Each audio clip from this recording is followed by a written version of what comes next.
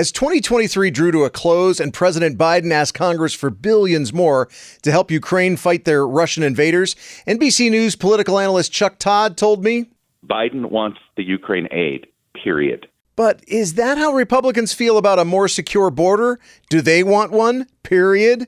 Because it doesn't feel like it.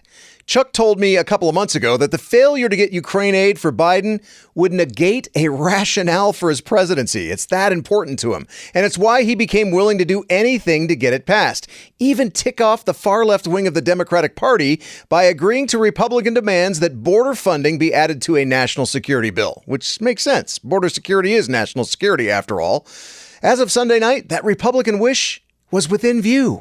A bipartisan group of senators, led in part by Arizona's Kyrsten Sinema, have crafted a bill that provides $60 billion in Ukraine aid, $14 billion for Israel, and $20 billion for the border. But as Senator Sinema tells our Mike Broomhead, this bill is about more than money. It includes a change in the law. It gives the president the power to immediately expel migrants if border agents and officers become overwhelmed by migrants. If 4,000 people come every day for a week, the president can choose to shut down the border.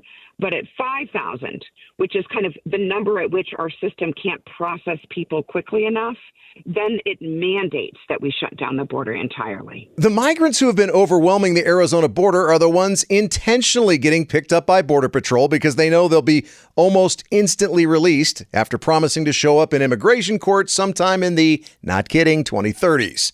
Under this bill, the government can hold them long enough to do an asylum interview rather than keep doing the catch and release method that's been forced on us. This creates a huge disincentive because they don't get to stay in America long enough to start a family and a career before their court date comes around. This is the most substantial change to asylum and border policy in over 4 decades in our country, and the impact on Arizona would be huge. Unfortunately, many congressional Republicans are giving a thumbs down to this bill. They must be under the mistaken impression that they work for Donald Trump instead of the American people. And since Trump doesn't want Joe Biden to get any credit when it comes to fixing the border, especially during an election year, an opportunity will be lost to get most of Washington to agree to do the right thing for Arizona.